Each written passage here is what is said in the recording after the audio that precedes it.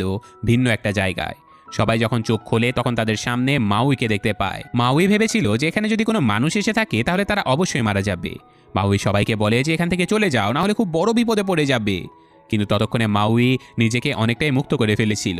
নিজের অস্ত্রটাকেও সে হাতে নিয়ে নিয়েছিল। কিন্তু এই লোকগুলোর সাথে সে মোয়ানার ছোট্ট মুরগিটাকেও দেখতে পায়, যাকে দেখে মাউই বুঝতে পারে যে মোয়ানাও এদের সাথে রয়েছে। বহুদিন হয়ে গেছে তার সাথে মোয়ানার দেখা হয়নি, কিন্তু তার টেনশন হতে থাকে যে এই সব লোক যদি এখানে থাকে তাহলে মোয়ানা কোথায়। অন্যদিকে আমরা মোয়ানাকে দেখতে পাই সে জ্ঞান হারিয়ে একটা ভিশন দেখতে পাচ্ছিল। তার মনে হচ্ছিল যে তার বোন তার সাথে রয়েছে, কিন্তু এটা তো একটা স্বপ্ন ছিল। তাই জ্ঞান ফিরতে এসে দেখতে পায় যে তার পাশে অনেকগুলো বাদুড় তাকে আক্রমণ করতে আসছে। আর কিছুক্ষণের মধ্যেই সেখানে একটা মেয়ে এসে উপস্থিত হয়, যার নাম ছিল মাতঙ্গী। মাতঙ্গীও বুঝে ফেলেছিল যে মোয়ানা কোনো মিশনে বেরিয়েছে, তাই মাতঙ্গী এই কাজে মোয়ানাকে সাহায্য করতে চায়। মোয়ানা তাকে জিজ্ঞাসা করে, কিন্তু তুমি কেন আমাকে সাহায্য করতে চাও? মাতঙ্গী জানায় যে সে নালুর দেয়া অভিশাপের কারণে এই জায়গাতে বহু বছর ধরে আটকে রয়েছে। এছাড়া সেও চায় এই অভিশাপ শেষ হয়ে যাক আর প্রত্যেকটা আইল্যান্ডের মানুষ প্রত্যেকের সাথে দেখা করার সুযোগ পেয়ে যাক, তারা স্বাভাবিক জীবনযাপন করতে পারুক। সে চায় না যে পৃথিবী থেকে ধীরে ধীরে মানুষের প্রজাতি বিলুপ্ত হয়ে যাক। সে আরও বলে যে অবশ্যই আমি তোমাকে মাতুফেতুরের সঠিক রাস্তায় নিয়ে যাব। এইসব কিছু শুনে মোয়ানা খুবই খুশি হয়ে যায়। এদিকে মাতঙ্গী জানায় যে সে মাউইকে আটকে রেখেছে। আসলে মাউই একা একাই সেই মাতুফিতুর আইল্যান্ডটাকে খুঁজতে বেরিয়েছিল, কারণ মাউই জানতো যে এই কাজে মোয়ানা বা কোনো মানুষ যদি আসে তাহলে অবশ্যই সে মারা যাবে। মাতঙ্গী মোয়ানাকে মাতুফেতুরে যাওয়ার জন্য একটা ভিন্ন রাস্তা দেখায়। সে মোয়ানাকে বলে যে প্রত্যেকটা কাজেরই দুটো রাস্তা অবশ্যই থাকবে, প্রথমটি অসম্ভব হলে দ্বিতীয় রাস্তা খুঁজে নিতে হয়। মোয়ানা পুরো কুয়াশা ঘেরা জায়গাটাকে পরিষ্কার করে দেয়। সে নিজের হাতে থাকা স্টিকটা দিয়ে সেখানে প্রচণ্ড জোরে একটা আঘাত করে, আর দেখা যায় যে মোয়ানার পায়ের নিচেই একটা বিশাল দরজা রয়েছে। এখানে মোয়ানা মাউইকেও খুঁজে পায়, আর এবার তারা সবাই একত্রিত হয়েছে। প্রথমে মাউই সকল মানুষকে একটা ওয়ার্নিং দেয়। সে বলে যে তোমাদের কিন্তু আমাদের সাথে না যাওয়াই ভালো হবে, কারণ ওখানে তোমাদের মৃত্যু অবধারিত। সেই জায়গাটা কিন্তু অতটাও সহজ নয়। নালুর অভিশাপ খুবই ভয়ঙ্কর। সেখানে কোনো মানুষ গেলেই খুব বড় বড় ঝড় শুরু হয়ে যায়, যার ফলে তোমরা কোনো মানুষও এক সেকেন্ডের জন্যেও বেঁচে থাকতে পারবে না। যদি মরার অনেক শখ থেকে থাকে তাহলে সাথে যেতে পারো। কিন্তু কেউই এসব কথায় একেবারেই ভয় পায় না। তারা বলে যে আমরা যেভাবেই হোক মাতুফেতু আইল্যান্ডে যাবই যাব, দয়া করে আমাদেরকে সাহায্য করো, আমরা সবাই মিলে কোনো না কোনো একটা প্ল্যান অবশ্যই বের করব। মাউই রাজি হয়ে যায়, কিন্তু সে খুব ভালো করে জানে যে এই মানুষগুলো মরতে চলেছে। কিন্তু সে কোনোভাবে মোয়ানাকে মৃত অবস্থায় দেখতে পারবে না। সে মোয়ানাকে সাথে নিতে চাচ্ছিল না, কিন্তু মোয়ানা কি হাল ছাড়ার পাত্রী ছিল? সে অবশ্যই যাবে। তাই রাতের অন্ধকারে তারা আবারও তাদের যাত্রা শুরু করে দেয়। তো মোয়ানা যেহেতু একজন দিক নির্দেশক ছিল, তাই সে জানতো কোন রাস্তা দিয়ে তাদেরকে যেতে হবে। কিন্তু সমস্যা হয়ে দাঁড়ায় অন্য একটা জায়গায়, কারণ হঠাৎ করে সমুদ্র মোয়ানাকে কোনোভাবেই সাহায্য করতে পারছিল না। কারণ এই এলাকাটাই ছিল নালু দানবের এলাকা। এখানে সব কিছু নালু দানবের কথা অনুযায়ী চলে। এমন সময় হঠাৎ করে নালুর পাঠানো একটা বিশাল ভয়ানক সাপ ওদের উপরে অ্যাটাক করে দেয়। সাপটা ওদের পুরো জাহাজটাকে ওলটপালট করে ফেলে। কোনো রকমে তারা সবকিছু ঠিকঠাকভাবে সামলে নেয়, আর মোয়ানার সেই জ্ঞানী বন্ধুটাকে এই বিশাল দানবটা এবার খেয়ে ফেলতেই চলেছিল। মাউই তখনই সাপটার পেটের মধ্যে ঢুকে গিয়ে এই লোকটাকে বাঁচিয়ে নিয়ে আসে। ছেলেটা তো খুবই ভয় পেয়ে যায়। তখনই সেখানে দিনের আলো ফুটতে থাকে। ওরা দেখতে পায় যে ওরা একটা আইল্যান্ডে পৌঁছে গেছে। প্রত্যেকটা মানুষই খুবই ভয় পেয়ে গিয়েছিল। কিন্তু গতকাল যা হলো তা তো নালুর দেয়া সামান্য একটা অ্যাটাক ছিল। না জানি নালুর সামনে পড়লে আরও কত ভয়ানক পরিস্থিতি হতে পারে। এসব কিছু ভেবে মোয়ানা যেন হাল ছেড়ে দিচ্ছিল। তখনই মাউই তাকে বোঝায়, যদি তুমি এত দূরে চলে আসতে পারো তাহলে প্লিজ আর পেছনে ফিরে যেও না। আমি বিশ্বাস করি যে কোনো কাজ তুমি অবশ্যই ভালোভাবে শেষ করতে পারবে। না জানি এখন পর্যন্ত তুমি কত ভালো ভালো কাজ করেছো, আর নালুর সাথে লড়াই করা তোমার জন্য তো কোনো ব্যাপারই না। আমরা দুজন মিলে প্ল্যানিং করব, আর সব কিছু আমরা দুজন মিলেই ঠিক করব। এসব কথা শুনে মোয়ানা নিজের শরীরে অনেকটাই জোর পায়। এবার দুজন মিলে প্ল্যান বানায় যে কীভাবে মাউই নালুর ধ্যান অন্যদিকে সরাবে।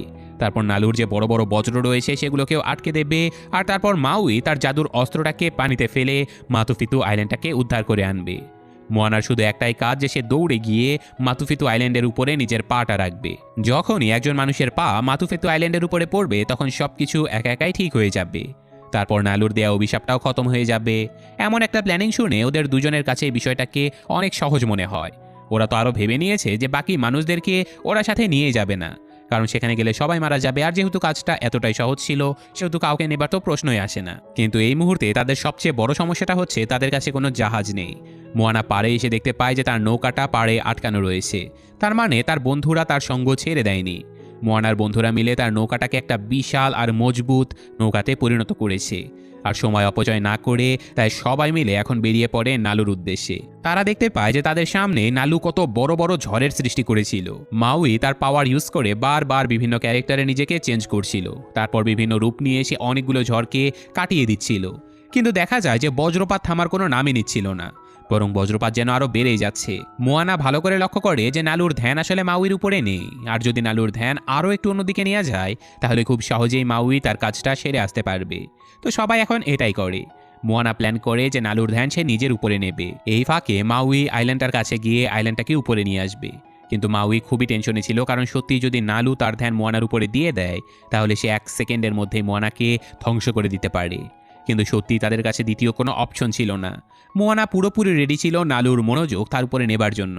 অন্যদিকে মাউই তার অস্ত্রটাকে সমুদ্রের মধ্যে ফেলে দিয়ে মাতুফেতু আইল্যান্ডের উপরে আটকে দেয়, আর তারপর আইল্যান্ডটাকে সমুদ্রের উপরে আনার চেষ্টা করে।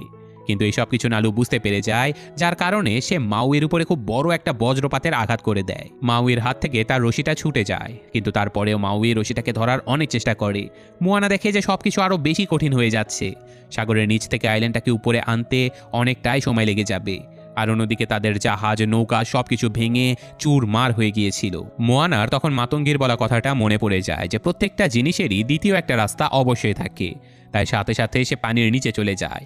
মোয়ানা আসলে ভেবেছিল যে আইল্যান্ড যদি উপরে আসতে না পারে তাতে কি হয়েছে, মানুষ তো পানির নিচে যেতে পারবে। মোয়ানা আইল্যান্ডের কাছে প্রায় পৌঁছে গিয়েছিল, আর ঠিক সেই সময় নালুর আঘাত করা বজ্র মোয়ানাকে টাচ করে ফেলে।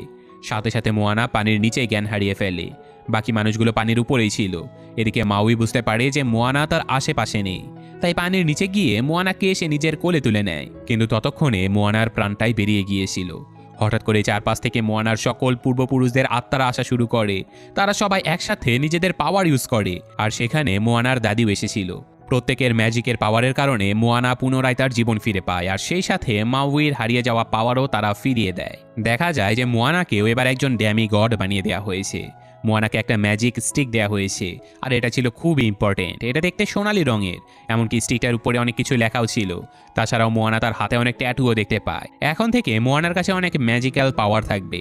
আর সবশেষে মাউই আবারও একবার উপরে গিয়ে আইল্যান্ডটাকে উপরের দিকে টানতে থাকে, আর দেখা যায় যে সেই আইল্যান্ডটা পানির উপরে ভাসতে শুরু করেছে।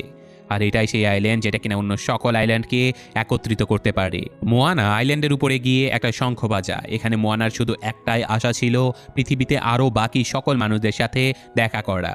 আর ঠিক তেমনটাই হয়।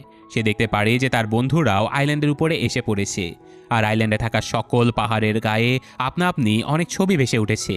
এই ছবিগুলো ছিল নালুর সাথে ফাইট হবার সময়কার দৃশ্য। আর হঠাৎ করে তারা বহু দূর থেকে অনেক শোরগোল শুনতে পায়। শব্দটা ছিল শঙ্খের মতো। মোয়ানা ভালোভাবে লক্ষ্য করলে দেখতে পায় যে বহু দূর থেকে কিছু জাহাজ তাদের দিকে এগিয়ে আসছে। মোয়ানার তো বিশ্বাসই হয় না যে তারা ছাড়াও এই পৃথিবীতে আরও অনেক মানুষ রয়েছে, এমনকি তারা এদেরকে খুঁজেও পেয়েছে। মাউই দ্রুত মোয়ানাদের আইল্যান্ডে গিয়ে এইসব কিছু জানিয়ে দেয়, আর বলে যে খুব তাড়াতাড়ি মোয়ানা ফিরে আসবে। মোয়ানার ছোট্ট বোনটাকে মাউই মোয়ানার দেয়া সেই গিফটটা উপহার হিসেবে দিয়ে দেয়। আইল্যান্ড থেকে সবাই বহু দূরে মোয়ানাকে দেখতে পায়। মোয়ানা কিন্তু এবার একা ফিরে আসেনি, তার সাথে হাজার হাজার জাহাজ এই আইল্যান্ডের দিকে এগিয়ে আসছে। আর ফাইনালি মোয়ানাকে পেয়ে তার পরিবার খুশিতে তাকে জড়িয়ে ধরে। আর এরপর একটা মিটিং শেষ হয়, যে মিটিংয়ে মোয়ানাকে একজন ড্যামি গড হিসেবে ঘোষণা করা হয়, কারণ এই মানুষগুলোর সর্বশেষ দিক নির্দেশক ছিল মোয়ানা। আর তাছাড়াও এখন কোকোমোরারাও তাদের সাথে থাকতে শুরু করেছে। অন্যদিকে আমরা দেখতে পাই যে নালু এখনও মারা যায়নি। সে খুবই রেগে আছে। সে মাতাঙ্গির উপরে খুবই রাগারাগি করছিল যে কেন মাতাঙ্গি মোয়ানাকে সাহায্য করেছে। আর সেখানে আমরা একটা বিশাল কাকড়াকেও দেখতে পাই। তারা বলছিল যে এই সব কিছুর বদলা তারা মোয়ানার থেকে সুদে আসলে উঠিয়ে নেবে। এই ঘটনার সাথে সাথে আজকের এই গল্পটা শেষ হয়ে যায়, কিন্তু এই দুজনের কথা শুনে আমরা বুঝতে পারি যে মোয়ানার পার্ট 3 অবশ্যই আসবে, আর সেখানের ঘটনাবলী আরও ভয়ঙ্কর আর বিগ স্কেলে হতে চলেছে। তো আজকের মতো আমি বিদায় নিচ্ছি। আল্লাহ হাফেজ।